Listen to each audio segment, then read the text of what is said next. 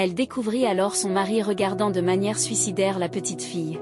La petite fille, très triste, ne comprenait pas pourquoi son grand-père agissait de la sorte avec elle malgré tous ses efforts. S'il te plaît, dis-moi que ce que dit ta mère n'est pas vrai. Elle regrettait de n'avoir pas écouté sa mère. Elle savait consciemment qu'elle venait de remettre à néant tous les espoirs de son père ainsi que de sa mère. Si vous aimez des histoires pareilles, restez jusqu'à la fin car vous ne voulez surtout pas rater. Abonnez-vous à la chaîne pour ne pas rater la partie 2. Il y a longtemps, vivait dans un beau village verdoyant une jeune fille.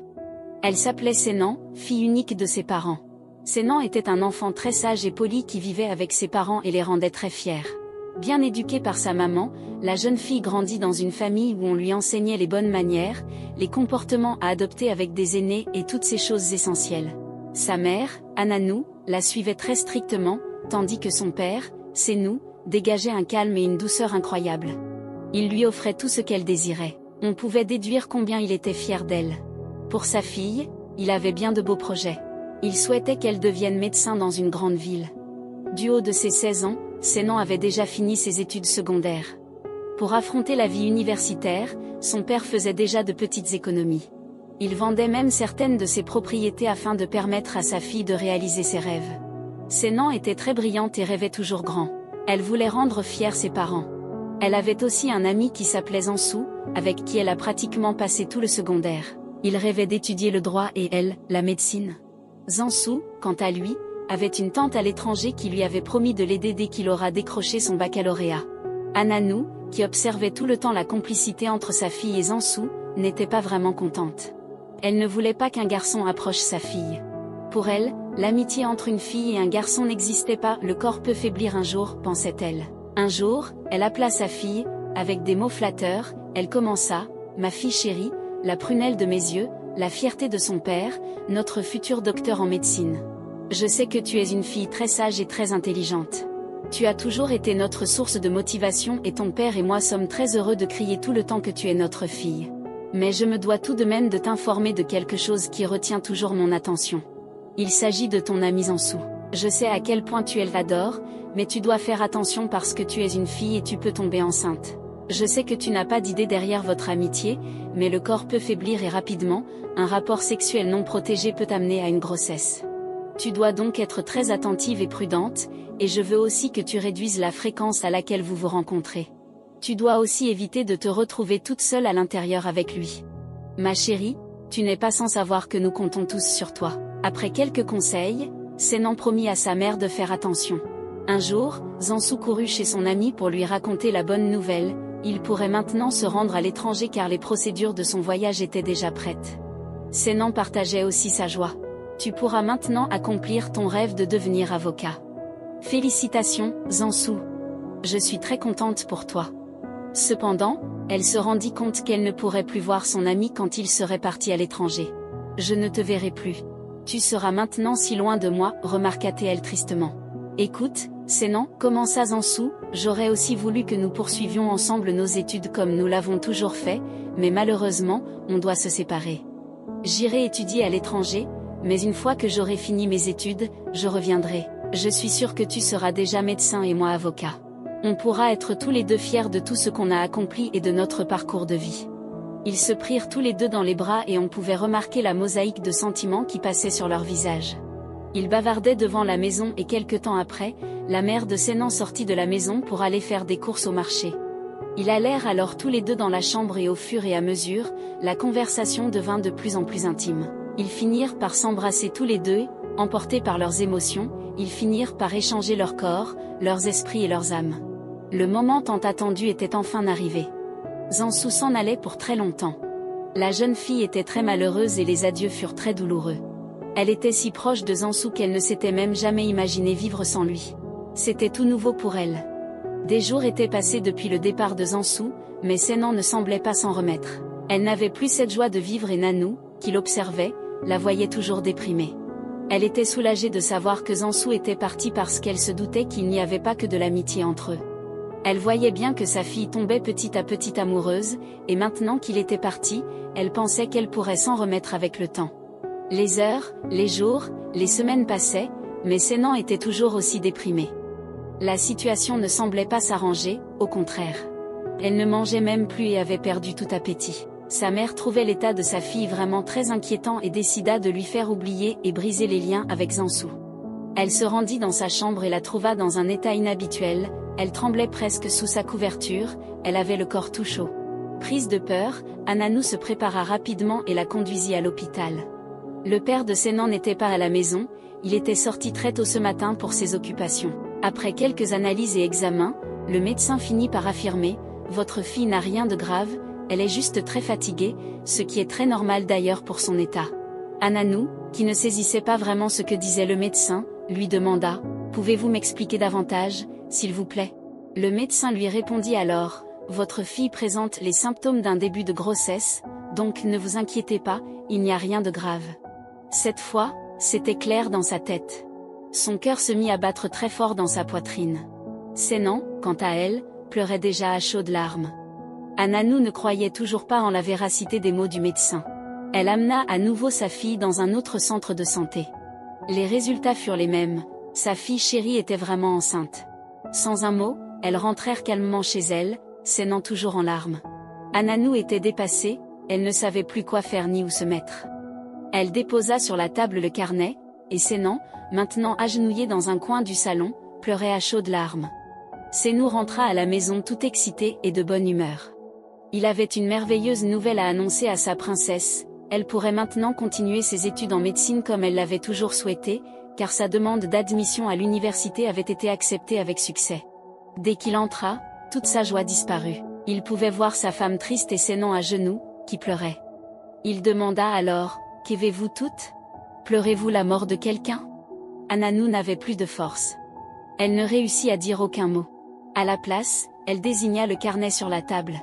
Son mari le saisit, curieux de savoir ce qui les tracassait. Il ouvrit le carnet et lut ce qui était écrit. Dès qu'il lut « positif », il jeta le carnet et cria « Mais bon sang, qui peut m'expliquer ce que ça veut dire ce positif ?» Ananou parvint enfin à sortir quelques mots « Senan est enceinte. »« Non, c'est une blague », répondit son mari. « Comment est-ce possible ? » Apprendre que sa fille est enceinte alors qu'il est venu leur annoncer la bonne nouvelle de son admission à l'université. Je ne peux pas le croire. Ma chérie ne peut pas faire une chose pareille. Il se tourna vers elle et lui demanda, « S'il te plaît, dis-moi que ce que dit ta mère n'est pas vrai. » Incapable de dire un mot, elle baissa la tête et se mit à pleurer plus fort. Cette fois, il n'y avait plus de doute, elle était vraiment enceinte. « Qui t'a fait ça, Senan ? Dis-le-moi pour que je lui donne une bonne correction. » Elle répondit alors en bégayant, « C'est Zansou. » Senou était bouleversé. Ananou s'exclama, « Je le savais. Je t'avais pourtant prévenu. J'ai vu le mal venir et je t'avais mis en garde. » Senou traîna Senan jusqu'à la maison de Zansou. Il dit à la maman de Zansou, « Je vous apporte la marchandise de votre fils. Ma fille est enceinte et c'est votre fils qui l'a mise enceinte, alors je vous la laisse. Elle est à vous. » Celle-ci chassa immédiatement Senan de chez elle et lui dit qu'elle n'allait pas gâcher l'avenir de son fils. « Mon fils n'est pas là, alors tu ferais mieux de t'en aller très vite. » Elle sortit en pleurant, regrettant amèrement de s'être laissée emporter par ses émotions. Elle regrettait de n'avoir pas écouté sa mère. Elle savait consciemment qu'elle venait de remettre à néant tous les espoirs de son père ainsi que de sa mère. Elle n'avait même pas le courage de dormir cette nuit-là à la maison. Elle dormit au portail. Ses parents, quant à eux, étaient déçus et tristes. Ils n'arrêtaient pas de pleurer tellement ils ne s'y attendaient pas. Le lendemain matin, dès que Ananou ouvrit la porte, Senan se mit à genoux et supplia sa mère, « Pardon maman, laisse-moi rentrer. Je suis vraiment désolée. Je sais que je vous ai déçue, mais je suis ta fille. Ne m'abandonne pas, s'il te plaît. » Après tout, c'était sa fille et elle ne pouvait pas la jeter dehors. C'était déjà fait et il n'y avait plus de retour en arrière maintenant. Elle avait pitié d'elle et décida de supplier son mari de la laisser entrer. Elle s'agenouilla devant lui et lui demanda de lui laisser une seconde chance. Senou était brisé et triste. Il n'arrivait pas à croire que tous les plans qu'il avait faits venaient de tomber aussi facilement à l'eau à cause d'une erreur aussi stupide que Senan avait commise. « Chérie, nous pouvons encore nous en sortir, » lui dit sa femme. « Je suis tout autant brisée que toi et je suis sûre qu'elle a déjà appris de son erreur. Alors s'il te plaît, donne-lui une seconde chance. Tout le monde peut faire des erreurs, chérie. » Après des moments de réflexion, il finit par décider, elle ira à l'université dès qu'elle aura accouché, après 1 an, pour continuer ses études. Elle s'y rendra avec son enfant. Ce sera sa punition parce qu'elle devra assumer son erreur. Il accepta finalement de la laisser rentrer. Sénan se mit instantanément à genoux. « Je suis désolée, papa. Je suis consciente que je t'ai blessé, mais j'ai retenu la leçon. Je te promets de réaliser malgré tout mon rêve, promettait-elle. Sénou lui pardonna et l'accueillit à nouveau chez lui. La vie revenait peu à peu à son cours normal. Elle bénéficiait toujours, malgré tout, de l'attention de ses parents et elle se promit de regagner à nouveau leur confiance et de les rendre fiers. Le jour de l'accouchement arriva enfin. Elle fut amenée à l'hôpital par ses parents, à cause de son jeune âge, elle eut beaucoup de difficultés à accoucher. Elle finit malheureusement par y succomber. Ses parents étaient inconsolables, ils venaient de perdre leur seule fille. Cette fois, Sénou pouvait dire à jamais adieu à son projet pour sa fille. Tout s'écroulait devant lui, la mort venait de l'emporter. Ananou était inconsolable. Elle savait au fond d'elle que sa fille allait réaliser leurs rêves comme elle leur avait promis, mais maintenant, elle n'est plus là. Elle s'efforçait de rester forte pour sa petite fille, mais c'était plus fort qu'elle. Tout ça, c'est la faute de cet enfant, se disait intérieurement Sénou. Cet enfant est la cause de tout ce qui nous arrive aujourd'hui, c'est à cause de lui que ma fille n'est plus. Il se dirigea dans la chambre du bébé, en colère. Ananou, qui était dans la cuisine, entendit des bruits dans la chambre et y entra immédiatement. Elle découvrit alors son mari regardant de manière suicidaire la petite fille. Il la regardait et disait « Pourquoi n'es-tu pas morte à la place de ma fille ?» Ananou comprit à ce moment-là qu'elle devait faire quelque chose, sinon son mari, aussi désemparé et à moitié fou, pouvait tuer la pauvre fille. Elle se précipita vers le bébé qui criait déjà et la réconforta dans ses bras. Elle savait que Sénou détestait déjà sa petite fille puisqu'il avait même refusé de la toucher. Elle comprenait aussi son mari d'un côté, car c'est la venue de ce bébé qui a provoqué la mort de sa fille chérie. Elle savait maintenant ce qui l'attendait, elle devait protéger le bébé de son mari jusqu'à ce qu'il soit plus raisonnable. Mais au fil du temps, les choses continuèrent de s'empirer. Son mari trouva refuge dans l'alcool et buvait tout le temps. La mort de sa fille l'avait complètement changé et il était devenu une personne totalement différente. Il rentrait tous les soirs ivre et puant l'alcool, ayant perdu le goût de la vie. Ananou, quand elle voyait ce bébé qu'elle avait nommé Mawena, ne pensait qu'à sa fille décédée. Elle se consolait en se disant que c'était une partie de Sénan et donc ce n'était pas très différent. Elle s'occupait très bien et irréprochablement de sa petite fille. Elle la défendait toujours et la protégeait de la méchanceté et de l'excessivité de son mari. Les jours, les semaines, les mois, les années passèrent. Mawena avait maintenant beaucoup grandi. Sénou et Ananou également avaient pris de l'âge. Mawena avait maintenant 10 ans, mais Sénou n'avait toujours pas changé envers elle. Il manifestait à son égard une pure méchanceté.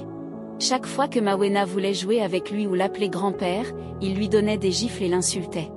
Il lui interdisait même de l'appeler ainsi. Il ne voulait rien entendre d'elle. La petite fille, très triste, ne comprenait pas pourquoi son grand-père agissait de la sorte avec elle malgré tous ses efforts. « Pourquoi ne m'aime-t-il pas ? Ai-je fait quelque chose qu'il ne fallait pas ?» demandait-elle tout le temps à sa grand-mère.